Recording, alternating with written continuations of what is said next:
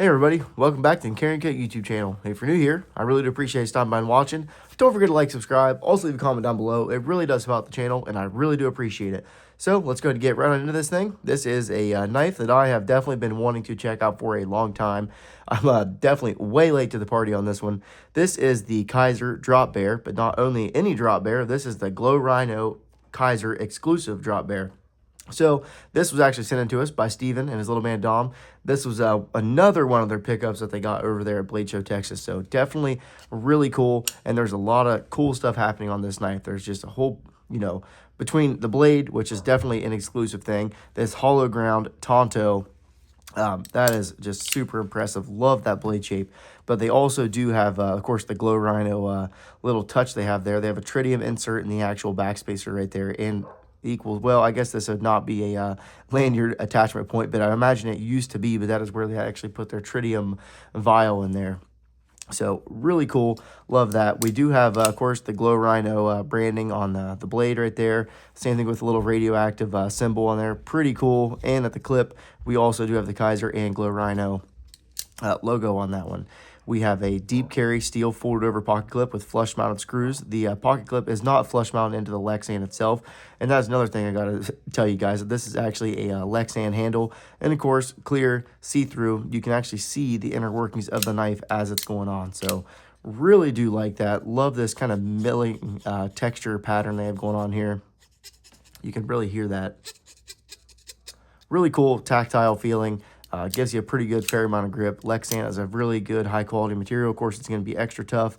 So I don't even know really how close it is to a G10, but it's, I imagine it's some sort of a polymer or something like that. But it is crystal clear. You can see right through it. And this is actually using Kizer's clutch lock. So this is the first clutch locking knife that I've ever came in contact with. But you can see the different hole spacing they have right there in the actual liner itself. And that is how you adjust the detent on these knives. So you pull back on the crossbar itself, you can see that spring compressing, and with those different little holes in there, you can really adjust the action and make your knife what you want. So most people that I actually talk to about this knife, they actually do not mess with that whatsoever, and they keep it on the stock setting that it comes with. Feels really nice, snappy, and responsive as it is. You do have pretty much one means of deployment on this knife. Of course, you have your thumb studs. You can, of course, normal thumb flick. I like to do the reverse flick with a lot of my thumb stud knives. At the same time, it's really nice. So we do have full-length steel liners, as I said before. The backspacer is going to be steel. Of course, it's milled out for that actual vial in there. So super cool. Love that. We do have a T6. Make sure I'm telling you guys that right and not making stuff up here. See if I can find my driver. We got, it's going to be T8 on the pivot, T6 on the actual pocket clip screws, and T6 on the body screws. This last body screw that holds the backspacer in is actually underneath that Lexan, so it's milled out for that to set inside of there. So that is definitely something that is really cool, and I like to see that.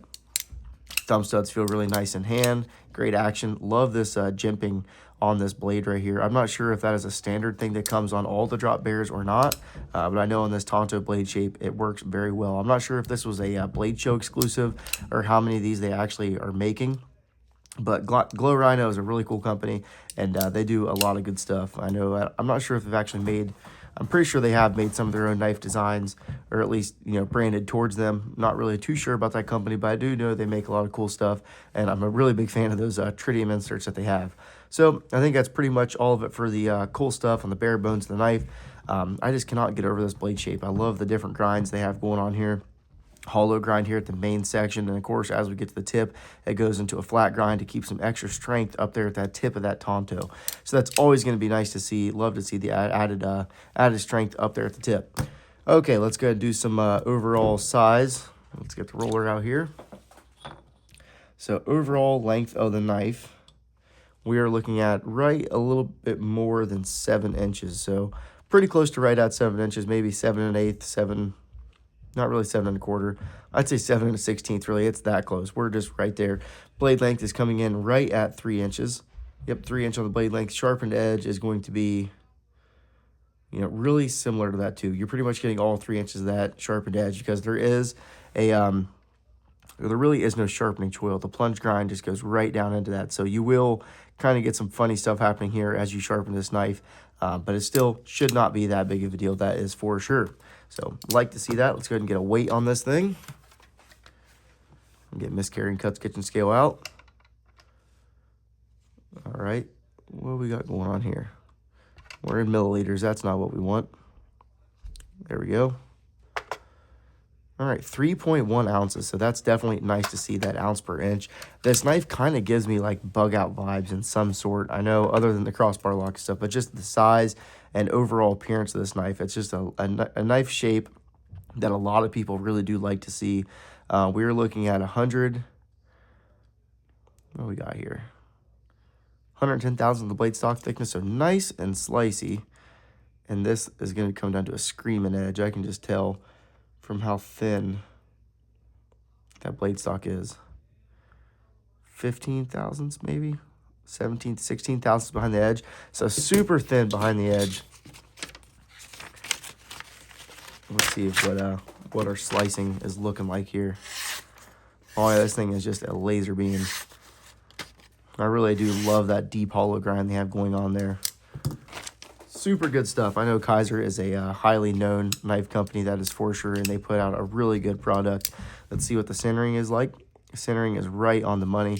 This is just a super classy look. I love the satin, you know, the polished, well, satin, the clip on there with the satin blade. It's kind of a, yeah, definitely a somewhat of a, it's not stonewash. I wouldn't say it's kind of a satin. It doesn't look very stonewash whatsoever. You can still see the grind lines in it, you know what I'm saying? The actual, like how the belt leaves the finish on the blade. So it's not a true like shiny satin. It is sort of reflective, but it just has a really nice look to it. Love the Lexan handles on this thing.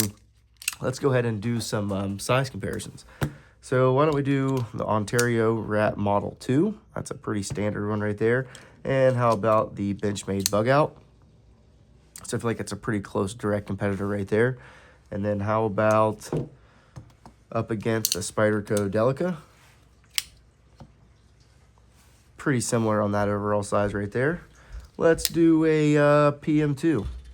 Yeah, Spyderco Paramilitary 2. And then how about the Para 3? So pretty good little size range right there. And no review will be complete without showing off the Ozark Grail right there. So still similar size, that is for sure. But this knife is definitely, I'm not sure the price on this knife. Like I said, this is might have been, I'm not thinking it was a show exclusive, but I'm not too sure on that one. I know the Kizer drop bears are probably around that $100 price range, and I could see this one being in that same ballpark.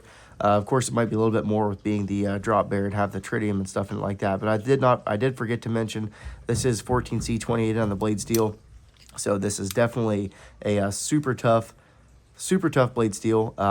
You know, high amount, decent edge retention, but still stainless at the same time. So really great stuff, capable stuff, and this knife is going to treat you very well. I'm definitely impressed by Kizer and their manufacturing ability. They definitely bring a pretty good product for a, you know, relatively affordable price. So I really do appreciate it. I want to give a huge shout out to Steve and Adam over there for sending this knife in to for us to take a look at. So if you guys have any questions, make sure to leave it down in the comment section below. And I really do appreciate it. Thanks.